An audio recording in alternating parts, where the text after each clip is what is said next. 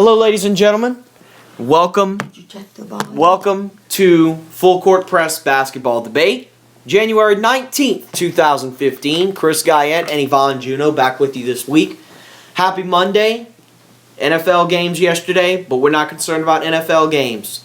It's time to talk basketball. We're going to start with a little bit of game analysis. Yvonne, let's take it back to January 17th. Saturday night. Atlanta beats Chicago to earn their 12th straight win. Yvonne, question A. What won this game for Atlanta? You think there was any one particular factor that won this game for Atlanta?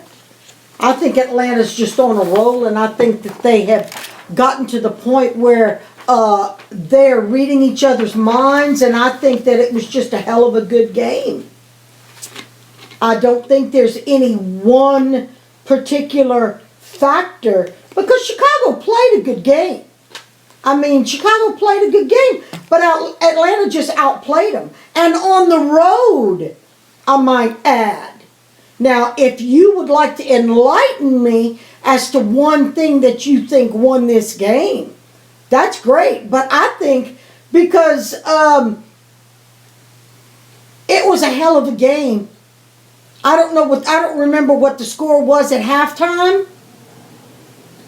But I don't think there was this much of a point spread at halftime. Well, you can look at the final score, 107-99, and it's very deceiving.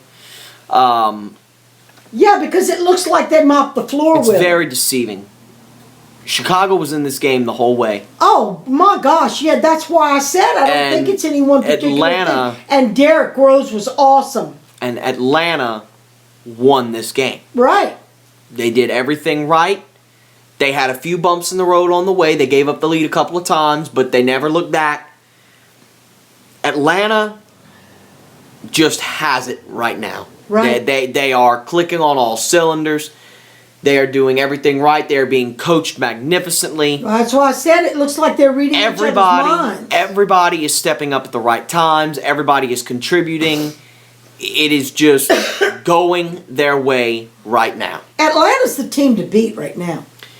Is Atlanta the surefire favorite to win the East? Why or why not? I don't think you can ever say we haven't even gotten to the All-Star break yet. I don't think at this point in time in the season, I think it would be premature and irresponsible for me personally to say surefire, okay, at this stage of the game. Another 20 games down the road, maybe we can make a better prediction. Right now, do I think that there's a very strong possibility yes, I do. But I'm not going to say surefire. Because they could get somebody to get hurt. They could lose their stride.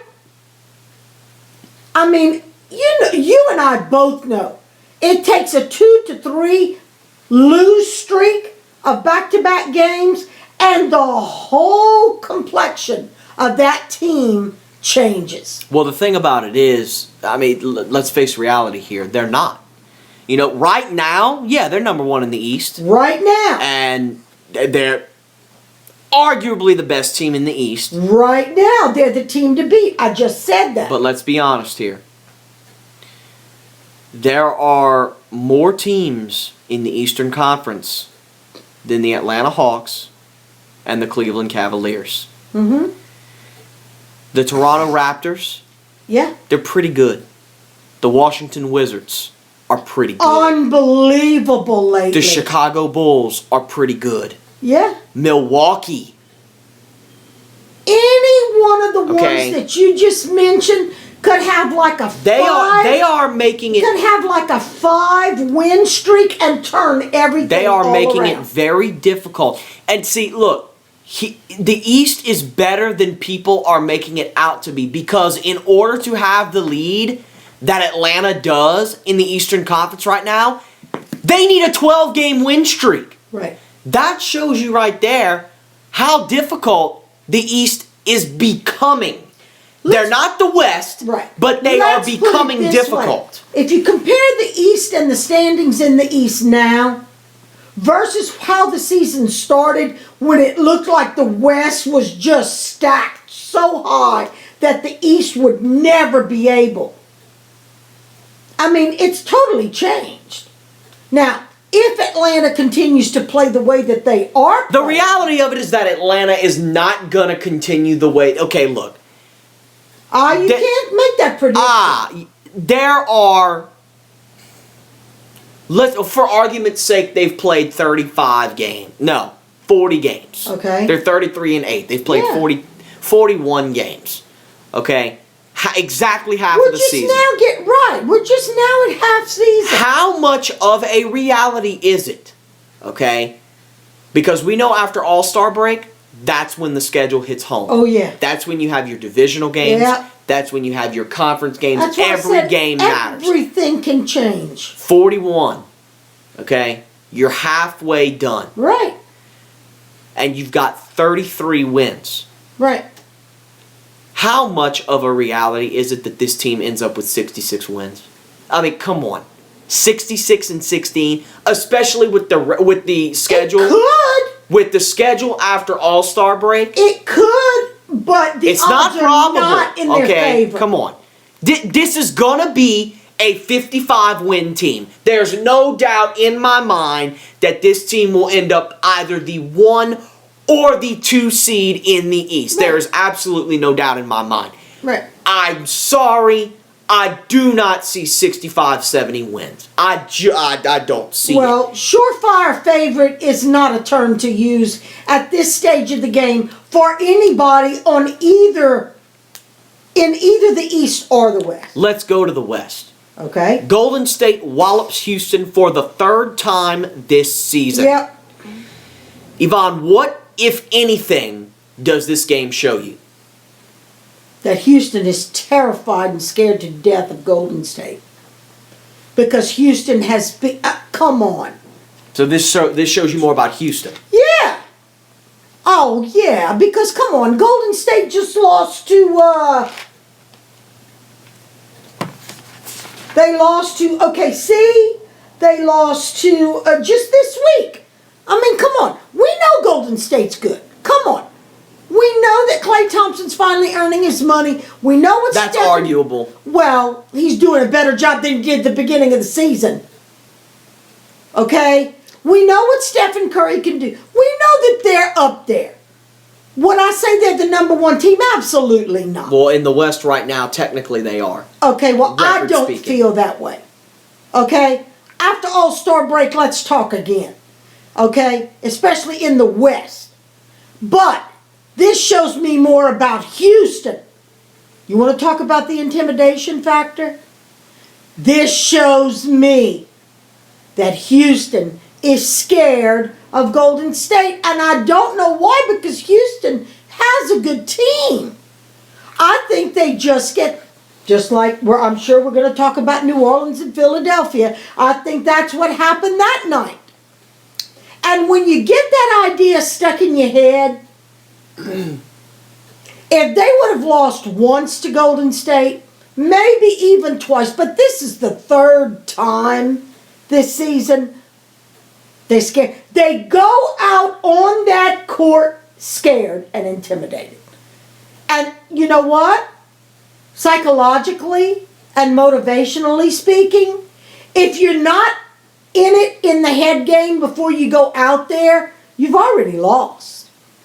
If you don't think, I'm sorry, I firmly believe that. Okay? Skill, absolutely, I would say is 75%, but if that other 25%, if you're upset because one of your players is out or sitting on the bench or hurt or whatever, or if you're intimidated by that other team, if you're not at home and you're intimidated by the crowd of the home team, all of those things factor in. And if they've got that stuck in their head, that we've already lost twice to them already, then I think it was lost before they got out there. Okay, I agree with you on your last point about being about the mental. I completely disagree. Head game. I completely disagree with. I see your point, but I'm going to disagree with it. This game showed me a lot more about Golden State. Okay. Simply because the night before they were in Oklahoma City and got destroyed, and then to come out the next night in Houston, 24 hours later, and put up 131. I hear you. Okay, now, the intimidation factor of Houston, I don't think that had anything to do with it at all. Okay, you just think they got outplayed. Simply because they were in it until the second half. Houston has absolutely no reason to be intimidated by anyone because, let's be honest, the best scorer in the league this year is James Harden. Absolutely. The most intimidating presence physically in the paint in the NBA right now is Dwight Howard. I'm sorry, Golden State does not intimidate me at all. And I'm a New Orleans fan. Okay. And you know what? Houston has absolutely no reason. They got outplayed.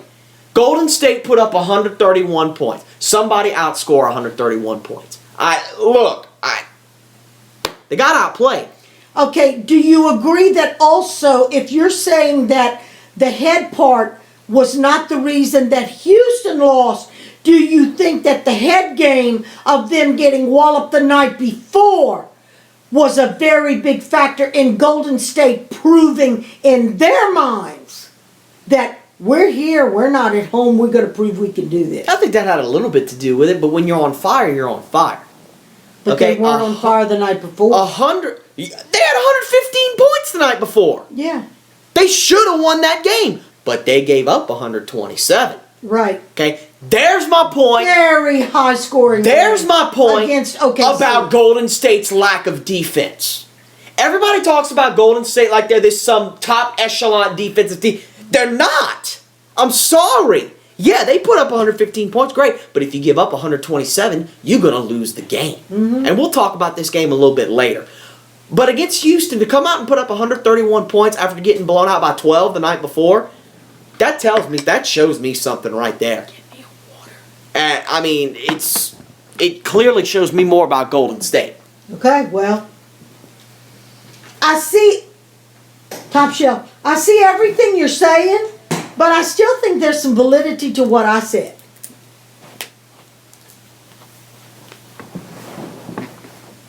But I mean, we're not talking about the night before them getting beat by Milwaukee or Minnesota or anybody. We're talking OKC. Is Golden State the favorite to win the West? Why or why not? And God dog it, I'm going to say the same thing that I said about Atlanta. It's too early to call that, especially in the West. It is too early to call that. For me, it's not. Really? The fact of the matter is that Golden State will not... The fact of the matter, sorry about that interruption right there, is that Golden State will not win the West, okay? And I have many reasons for saying that. Number one, the inexperience in the playoffs. That's the most important reason. In the playoffs, there is no equal to experience, okay? San Antonio proved it last year. Okay, they went in talking about how Miami was the younger team and they were going to run against San Antonio and San Antonio would be out of breath. Stop it. Stop it. Okay? Hey, wait a minute. As long as Parker and Duncan, as long as everybody stays healthy. Number two. You got to qualify that. Number two, lack of defense. I agree. You give up 127 points in the playoffs, you're gonna lose. Absolutely. Okay? I agree with that. Number three, the other teams in the West. Okay? Dallas. Right. Portland. If you put Golden State in the East, we could make a much better prediction. Portland, the Clippers, Memphis. San Antonio's got Kawhi Leonard back. Mm-hmm. And watch out. Okay? We'll talk about that. Phoenix is going to make a run, I believe. Okay? Houston. I mean, they're... Oklahoma City's coming.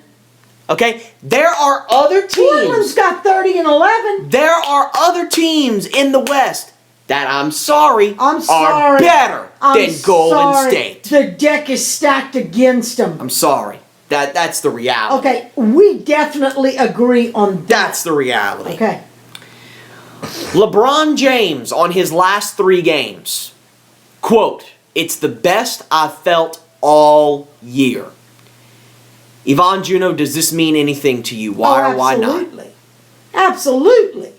Because if you feel like you're doing your best and you feel your best and you're happy to be home and everything's going right in your life and on the team and with the wins, you're going to play like it. And honey, he has played like it. Oh my God. LeBron has been unstoppable in the last couple of games. Well, the fact of the matter is this.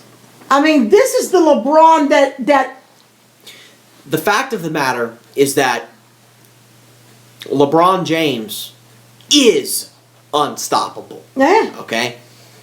But now he's playing like it. For It's a while there, scary. when he first got back to Cleveland, it's like he had to get comfortable again. Does this mean anything to me?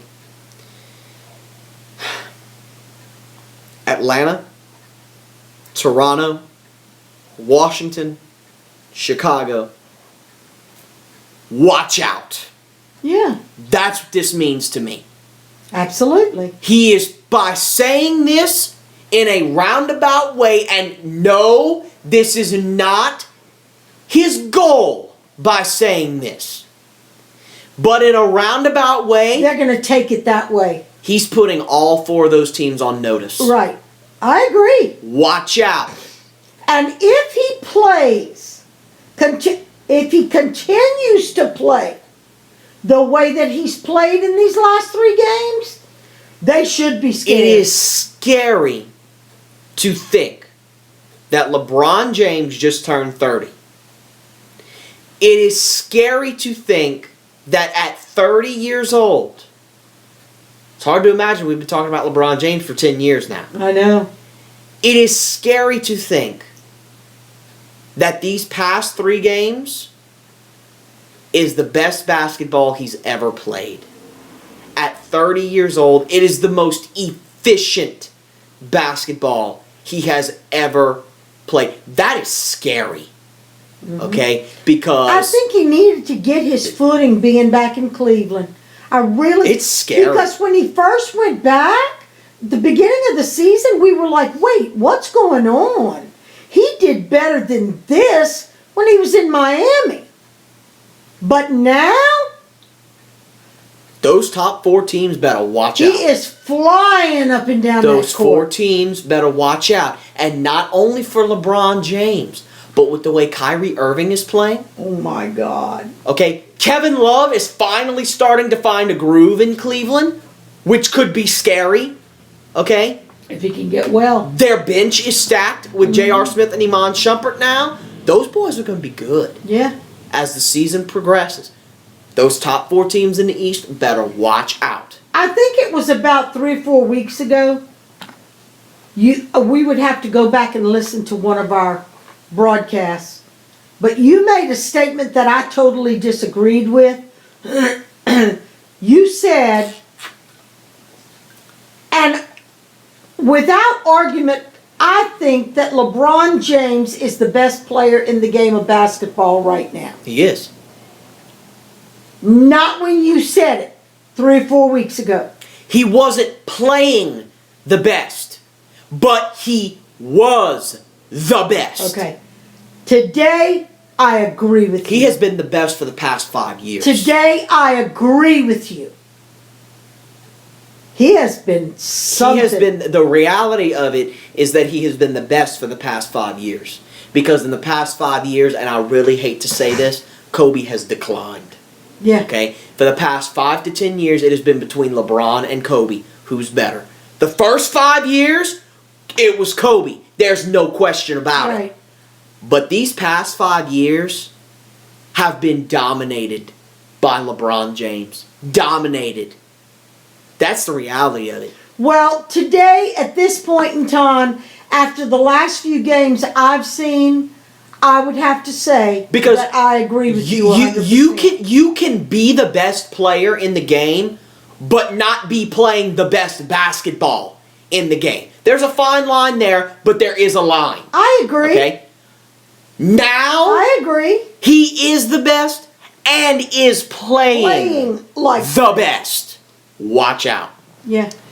In his return, LeBron scored 33 despite the loss to Phoenix. A lot happened in this game. Okay? First, let's get your thoughts on LeBron's comeback performance. Did you expect 33 in his return?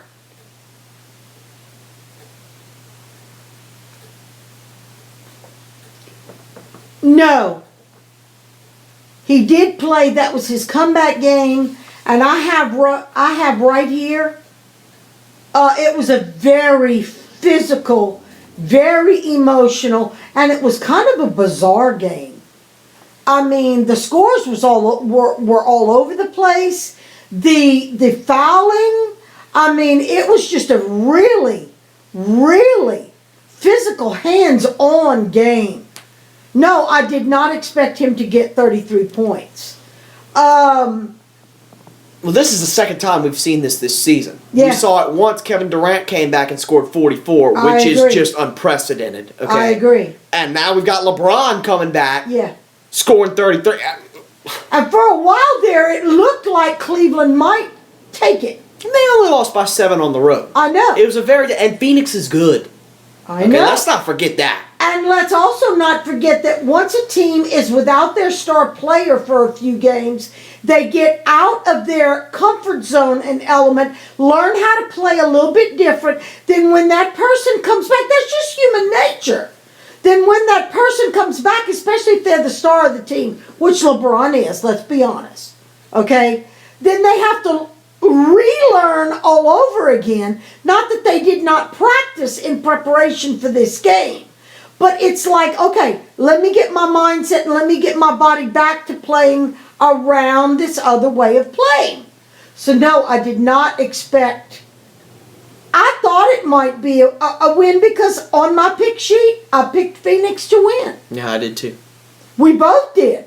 We did not have a difference there. All right? But it wasn't, let's be honest, it wasn't that big a point spread. And for a while there, it looked like Cleveland was going to win it anyway. In the third quarter of this game, there was an incident on the sidelines that has been talked about for the past week. A foul was called. Absolutely. David Blatt didn't like it. Oh, So wait, it was- let me back you up and let me interrupt you for a second. LeBron was handling it, talking to the ref, just talking. Go ahead. David Blatt didn't like it, so he tried to yell at the official. LeBron And interrupt. put both hands on David Blatt and shoved him away from the official. Turned him around and shoved him back to the sideline. Your thoughts? Well, I saw it happen, and I clapped. Because I'm thinking of this in the mind of a player. Number one, LeBron was talking, quotation marks, to the ref, trying to understand, and everything was fine. David Blatt went up there, and if he'd have continued with what he was doing, with that head bobbing from side to side and his hands on his hips like he was doing, there would have been a technical. I'm telling you. And I'm sure in LeBron's mind, the first thing he thought of was, man, look, I got this. Just go back to the side. Let me handle this. And I'm sure he meant absolutely no disrespect. I'm sure. I'm positive. He did not mean to be rude or disrespectful to the coach. He did not. But he could see the handwriting on the wall, and at that point in time, they did not need for David Black to get a technical for that team or get thrown off the court. Did he have the right to do that? I don't know. Number one, do you really put your hands on your coach, turn him around, and push him back to the sideline? I don't know.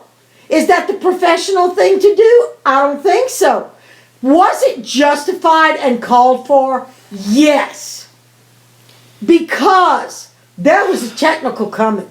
I'm so sick and tired of hearing about this that I could throw up. David Black needs to go back to Europe and coach. Let me say something. Let me say something. Two things, and it's very simple. And we'll talk about David Blatt's response to this whole situation later in the debate. Sure. This is why LeBron James has the highest basketball IQ in the game today.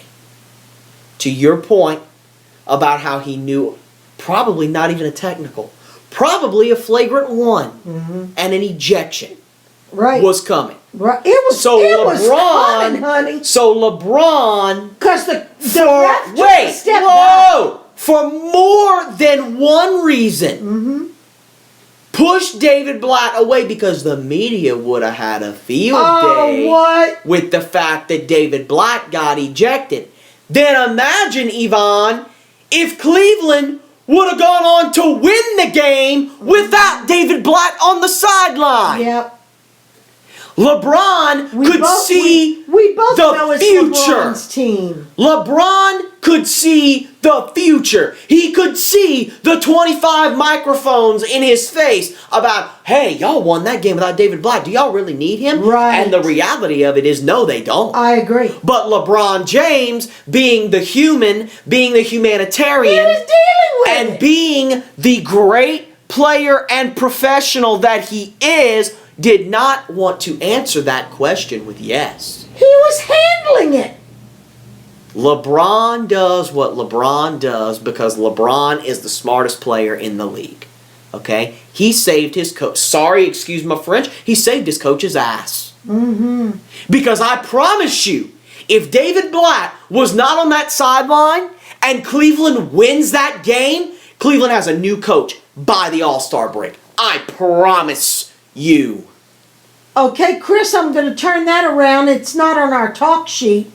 But would that be a good thing or a bad thing? For Cleveland, a great thing because they need a new head coach. I agree. We'll talk about that later. Okay. The next game they played, Kyrie Irving scores 37 as the Cavs beat the Clippers on the road. Yvonne, question A, what won this game for Cleveland? Kyrie Irving. Kyrie Irving, come on! How can you say anything? I'm not going to say any different, but it wasn't just. It was a team effort. Yes, I agree. But come on. Well, okay, look, time out. Kyrie Irving. Time out. Two things, because I have to say it every time. Where did he go to college? Duke. Okay, just checking. Oh, and who's his head coach?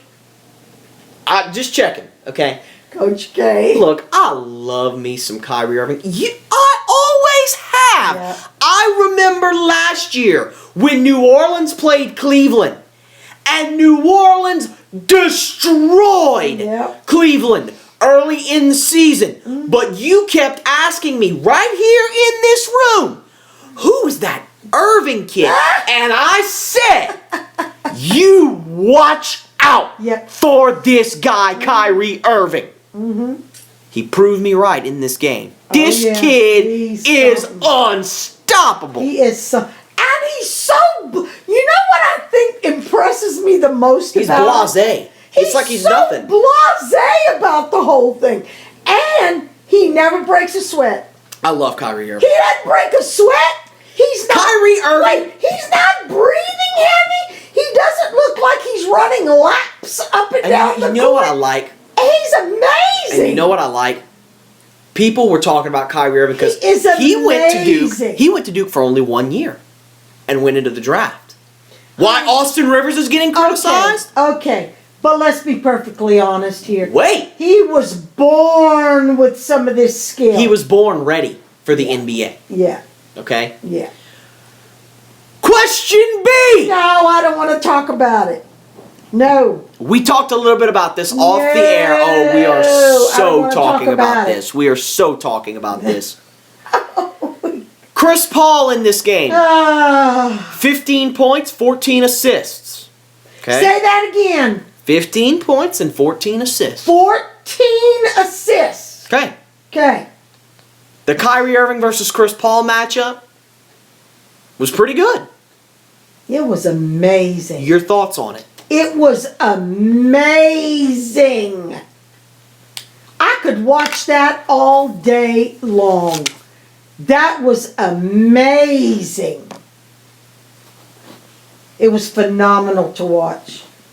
My point, which is why I brought this up to you during the week, you have been saying since we've been watching basketball, and I agree with you, that in 90% of the situations on the court, faced with the ball in your hand, if you're a point guard, you taught me this. Your job is to pass that ball or throw that ball or set it up to where somebody else can make the shot. Your main job is not to be the top scorer. Okay, you taught me that. Now, when the opportunity presents itself and you got the ball in your hand, I don't care what position you play, point guard, center, I don't care. When the opportunity presents itself, the ball's in your hand and you got a clear shot, you should shoot that ball. I agree. But is it more, that's why I talked to you about it during the week. In your mind, is it more important for you to have more assists to where you can get it to the person who is supposed to make the points? Technically speaking. Or is it more important for you to have the most points in the game and less assists? Because this is a perfect example to me of what I would consider right now at this particular point in time. Don't get ahead of me. Okay? I think right now we're talking about the two top point guards in basketball. Kyrie Irving and Chris Paul. Of course, I love me some Chris Paul. I always have and I always will. As far as I'm concerned, he does very little wrong. Okay? Whether he was with the New Orleans Hornets or now he's with the I'm so glad you just said that. Go on. Okay? All right. I'm so glad you just said that. Okay. I know you're going to bring me back to Russell Westbrook and whatever. No, I'm not. Okay. Although Russell Westbrook has been insane lately, which we'll talk about. Oh, yeah. Okay. I think they're the two best point guards there is right now. I will agree with that. Okay. I will agree with that. So watching them go one-on-one with each other was it's a sight. Phenomenal. I could not even change the channel to watch the other day. I agree. Now, Kyrie Irving ended up with 32 points. 37 points and 5 assists. Okay? Chris Paul ended up with 14 assists. Okay? Did not get as many points. Right. Okay. If we go by what you taught me as my professor in the NBA learning, okay, it's more important for that point guard to get the ball in the hands of the person like Blake Griffin or whoever, who's right there, who's supposed to make those shots. Okay. Unless Chris Paul has an open shot, which we know Chris Paul is going to make a shot, and 9 times out of 10, it's going to go in. Okay? So, I think that it was more important for Chris Paul to get the assist and help make those points. I mean, it could have gone either way. It could have gone either way with the ending score of the game. Okay. 126 to 121. And I'll be honest with you, that was a point guard game. Mhm. Okay? But when it comes down to it, people look at who put the points on the board. And in my mind, with what you've taught me, that's not always the most important thing to look at. Okay, time out. I agree with 85% of your argument. Okay. You're right.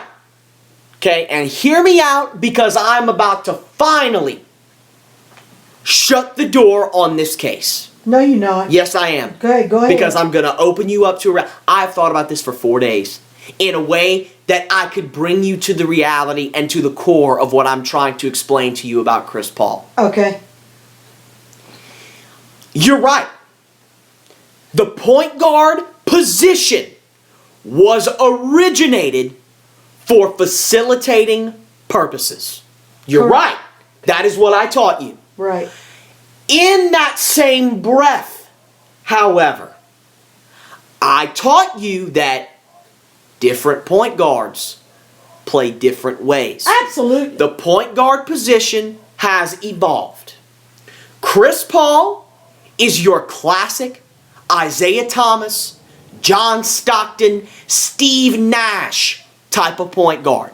Can score, but loves to assist. Right? We can say that. He can score. Okay, would you compare him to like Allen Iverson? Allen Iverson was a scorer. Okay? The perfect comparison to Chris Paul is Isaiah Thomas. Okay. He could score with the best of them, but he loved to dish it. Okay. Okay. He loved to get his teammates involved. Kyrie Irving. Okay. Be sure we understand this. I'm not putting these players on the same level. I am comparing. Kyrie Irving, comparable to Allen Iverson. He is a scorer that can assist. But assisting is not his forte. His forte is scoring the basketball. Who's right and who's wrong? Wait, let me finish. Okay. Because nobody is on Allen Iverson's level. Nobody, not even Michael Jordan, is on Allen Iverson's level because Allen Iverson weighed 165 pounds. Okay. Okay? This game. Yeah, but that's why he could do this. This game. That's the most unstoppable force that has ever entered basketball. Okay? This game was all about points. Neither of these teams are excellent defensively. Correct. We knew going in that this was going to be a high-scoring game. Probably both teams near 110 points. It exceeded that. Right. Okay? Right. Now, here comes my point. In New Orleans, when Chris Paul played for New Orleans, Yvonne, I know where you're going. if an opposing point guard was scoring, by the way, let's not forget these two guarded each other in this game. Oh, what? And the fact that Kyrie Irving put up 37 shows me that Chris Paul was just not there defensively. 37? But that's okay. Because I still say that Chris Paul is the best two-way player in the game of basketball. Okay? I stand by that. Go back to New Orleans because I know what you're going to say. You have no idea what I'm going to say. What am I going to say? You're going to say, okay, let's compare the Chris Paul from the Hornets to the Chris Paul of today. Because the Chris Paul of the Hornets was all about putting points up. No, and he wasn't. scoring. No, he wasn't.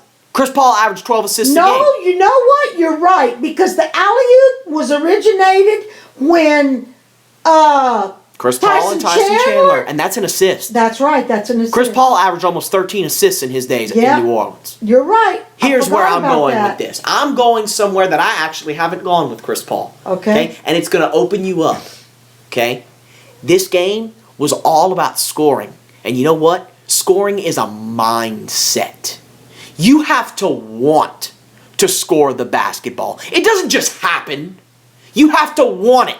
It's like winning. Right. Winning doesn't just happen. You have to want it. You have to go That's out there why wanting it. Kobe Bryant is so revered. His will to win. All he wants to do is win. You got to have the people Okay. around you to help it happen. though. Scoring is the same thing. Okay. You have to want to score the ball. Okay. In New Orleans, if Chris Paul was let's think about a dominant point guard from 2007. Darren Williams. Okay. Remember when Darren Williams and Chris Paul were like Yeah. for best point guard in the league? Yeah. If Darren Williams was putting up 35 on Chris Paul, what would Chris Paul have done? Oh, there's no way. He was not going to let anybody outscore him. He would have come back down the floor and said, "Hell no! Right. Watch this!" I know. Did he I do that in agree. this game? No. Not for scoring purposes, no. No. So it's a mindset. But Blake, you're missing my point. I'm not missing the point. Let me get to your point. Okay. Yes, the assists are efficient. I'm not arguing that Chris Paul... I'm trying to figure out which one's more important. I'm not arguing the fact that Chris Paul didn't have an efficient game. Because he did. I'm not arguing the fact that this was not a typical Chris Paul game. Because it was. Now. I'm saying that in this game, the points were more important. And Chris Paul knew that. Because going it was Kyrie. in. Because he was up against Kyrie. Because Irving. he was up against Cleveland, who is not a good defensive team. But Okay. neither are the Clippers. So he knew that, hey, we're going to have to put up some points tonight to beat this team. The whole game was offensive. Okay? Yeah. So knowing that, going into the game, Okay. 15 points is just not going to get it done. And so we go to Blake Griffin. Yeah, Griffin had 30 points. Great. Mm-hmm. But Blake Griffin is not a scorer. Blake Griffin, how many times do I have to say this? Blake He wouldn't Griffin. have made the 30 points he made if Chris Paul had not assisted him. Correct. But Blake Griffin can't carry a team, can he? He doesn't have that ability yet. Does he? But is Chris Paul not supposed to do his job and pass the ball to Blake when Blake is Chris standing Paul's under the goal? job is to make the best decision for the team. Whether that be to pass it or to score it himself. So you're telling me that he made some bad decisions by passing the ball? I'm telling you it was... No! Passing the ball is never a bad decision. Passing up opportunities is a bad decision. Because as good as Kyrie Irving is offensively, he's mediocre defensively. Chris Paul could have taken Kyrie to school on the defensive end if he wanted to. You know that. You can't argue that. No. He's got more experience. He's a veteran player. And I Chris understand all Paul that. can carry a team. He's got the leadership ability to carry a team. That means he'd have left 3 players out. And it would have been No. It would have been a Chris Paul game, and then he'd have been criticized for being a ball hog. I'm telling you, You don't we've get seen it criticized. happen. You don't get criticized in a win. Did he get criticized in New Orleans? Huh? It was said that he was playing selfishly. Okay, but were they winning games? Yeah, but it was. So it doesn't matter. It matters in the locker room with the rest of your teammates. No, when it they doesn't. think that you're hogging the If ball. you're winning games, nobody's mad. Because the ultimate goal of a team should be to win basketball should games. be, but you take somebody like Blake Griffin. Then get rid of him. then his mind is not right, is it? What is Doc Rivers all about? Is Doc Rivers about being a ball hog? Is that what Doc Rivers stresses? No, He didn't do it in Boston. no. Okay, but guess what? In Boston, the majority of the offense was KG and Paul Pierce. Yeah. But nobody was mad. Because guess what? They won 68 games! But that was a team, that was a, Go ahead, say it! that was a dual effort. When you have one person, not two or three, that is dominating, putting the points on the board, they get criticized. Allen Iverson. You can't go back that far. Oh, yes, I The can! game of basketball has changed. Oh, so much no! since- Oh! You want to talk about one person scoring? Allen Iverson in 2001 averaged 30 and a half points per game. We talking 14 I years don't ago. care. The game has changed as far as the mindset of the players. They want to be in the spotlight. So they want to Blake be Griffin in the needs to media. go somewhere else. Well, he's not okay. on the right team. Okay. In this game, I'm sorry, it's on Chris Paul. You make the best decision for the team. The Chris Paul of old would have gone back on the offensive end and said, watch this. I agree with that. That part I But agree no. with. He would have said, I don't give a shit. But no. And he would have said, give me that ball and let me show you how to do this. But no, we're going to give it to Blake Griffin. And I'm telling you, I think that's because he has been crucified so many times for being a ball hog and not wanting to have the team effort and not playing the team game. But if they And Blake Griffin and people like that are going to be the first ones to go whining to the coach saying, Chris hog the ball. And what's Doc Rivers going to tell Blake Griffin? Because you know what happens? Wait, let me give you a stat. When Chris Paul scores 25 or more points this season, you ready for this? Hold on to your seat. The Clippers are undefeated. Undefeated. When Chris Paul scores 25 or more points. You can be the leading scorer and still dish out 13 assists. He did it in New Orleans. But guess what? Nobody was whining and bitching in New Orleans because we had 58 wins that year and we're the 3 seed in the West. None of the team players he had at that time would have dared to do it because they were in support of everything that he did. And so should this team. But they're not. Then Blake Griffin needs to go somewhere else. If Blake Griffin wants to be in the spotlight, go to Minnesota. Go to Philadelphia. Hell, the Knicks could use you. I think part of the reason Chris is doing this, and I'm not making excuses for him, is to keep Blake happy and keep there from being controversy and keep things calm But in the locker again, room. I'm going to bring up the fact. Because he's a veteran, because Yeah. he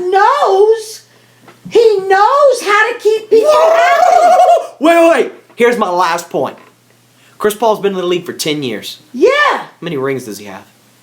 I'm going somewhere with this. Okay. Wait. None, right? Right. How many does he deserve? Oh, several. Why? Because he's that good. And what do you have to do to win rings? Put points on the board No! and win. Win games. Yeah. And what does Chris Paul want to do more than anything, especially under a coach like Doc Rivers? Win. I follow your logic. I just wish you would follow mine. I do follow yours, but the fact of the matter is that if Chris Paul continues to please Blake Griffin, because Blake Griffin is no superstar. I'm sorry. No. He's not. He's immature.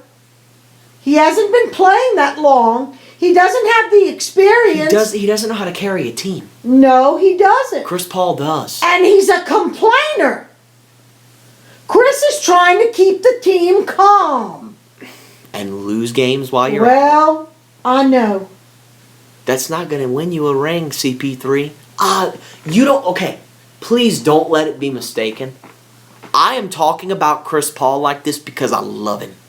Because he deserves 5 rings. Absolutely. He deserves it.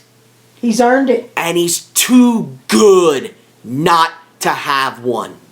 I think he's too good to sit back and try not to score just to keep Blake That's happy. too unselfish, is what that is. Okay?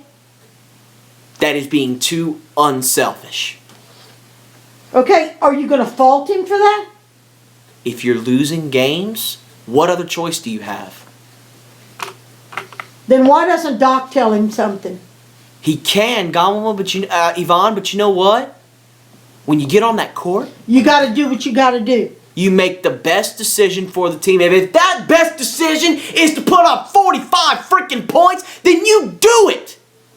And forget about the fact that when you get back to the locker room, Blake's going to be pouting and have Yes, the whole team you upset. do. And you know why?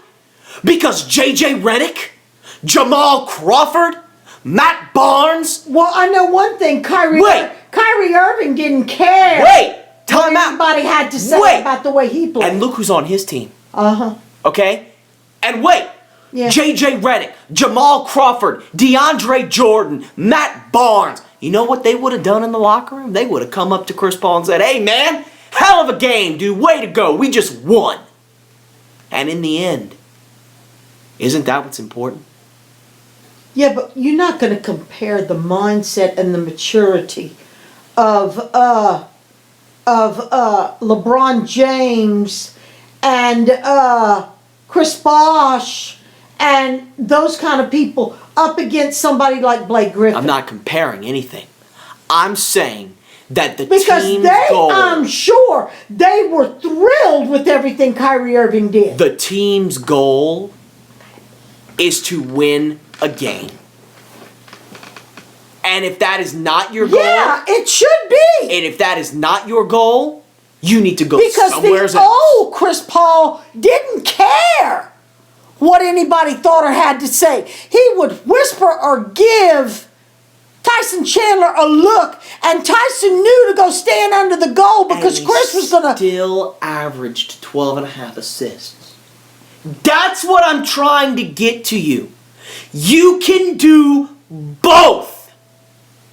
When he does both, the Clippers are unfreaking defeated. Are you kidding me? What does that show you right there? Blake Griffin can still score 30 points. But Chris Paul can have 25 in the same game. Look at Kyrie and LeBron. They do it every night. Yeah. LeBron and Wade. Jordan and Pippen. Shaq and Kobe. You can do it. So do you criticize Chris Paul for wanting to keep Blake happy? Yes, you do. Then why doesn't Doc get involved in that? I don't know, but he should. That's going to conclude part 1. Part 2 coming at you next.